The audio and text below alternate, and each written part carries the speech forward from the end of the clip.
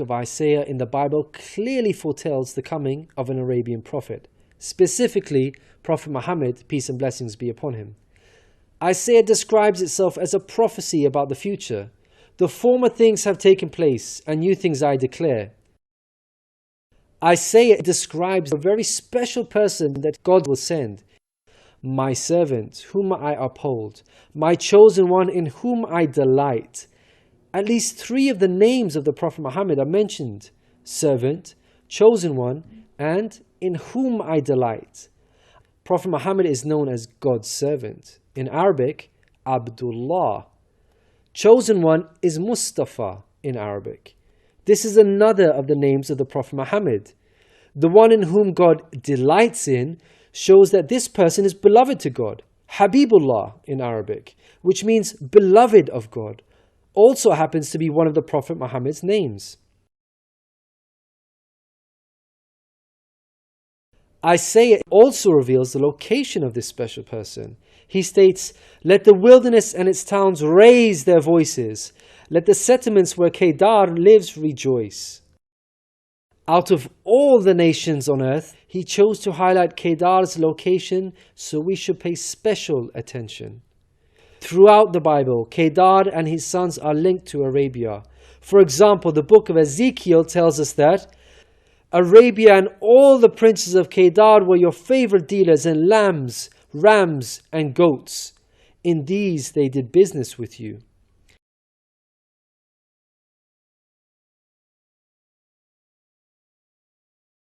Isaiah goes on to narrow the location down further to a specific city within Arabia. He states that the people of Selah should sing for joy.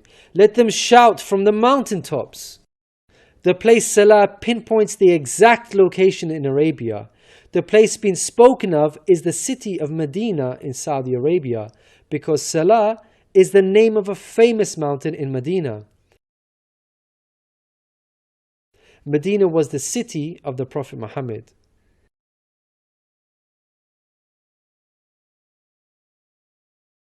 Isaiah informs us that the special person will bring something new. Mankind is told that we will sing to the Lord a new song, His praise from the ends of the earth. The statement "a new song" means a new law, a new way of worship. This is exactly what Islam represents. The emphasis on the new song here is singing the praise of God all over the earth. The Quran opens with the statement, "Praise be to God, Lord of the worlds," and is recited by Muslims all over the world during prayers every day. The new song cannot refer to Jesus. Jesus obeyed and followed the law of Moses throughout his life. Jesus didn't sing a new song. He sang the same song of Moses, the Torah. Moreover, the disciples of Jesus also followed the law of Moses, even after Jesus departed.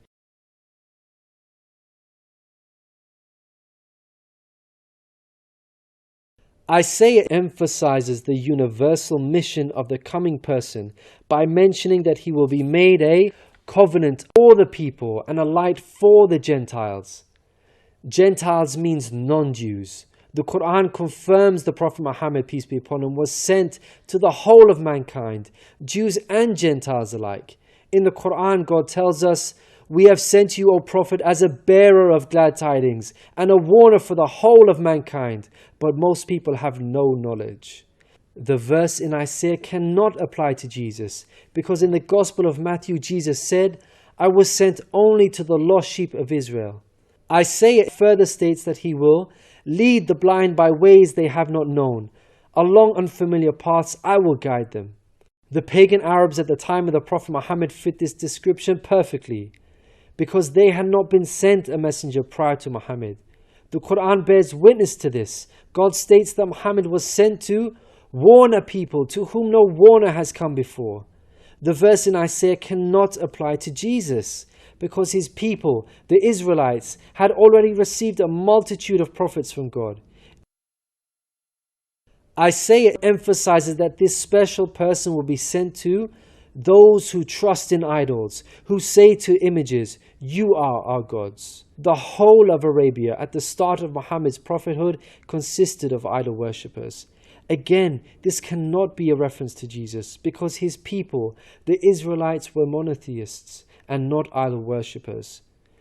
Moreover, Jesus explicitly told his disciples to stay away from the idol-worshipping Gentiles, the exact opposite of Isaiah.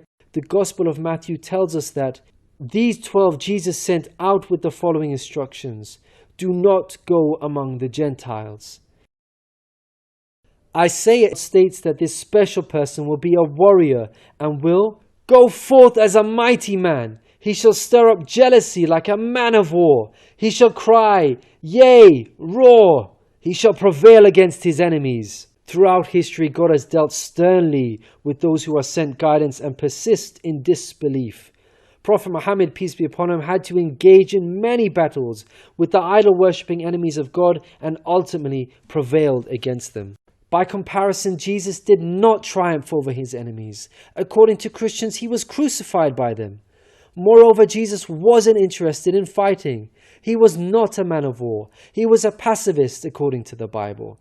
He said such things as, "For all who draw the sword will die by the sword," and "My kingdom is not of this world. If my kingdom were of this world, then would my servants fight."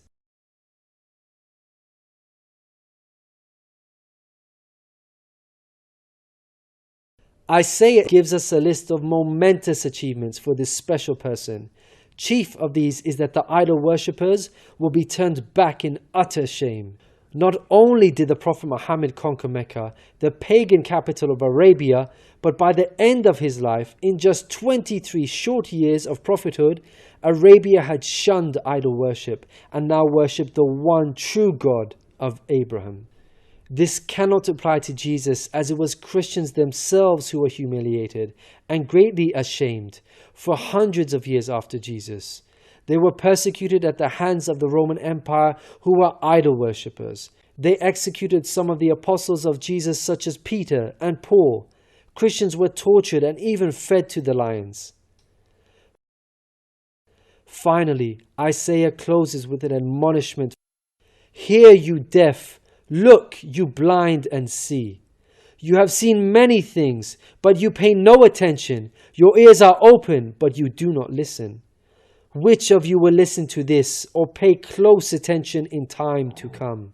It seems clear that the deaf and blind are those who reject Prophet Muhammad, peace be upon him. Who among you will heed God by acknowledging him? Who will listen and pay close attention in time to come?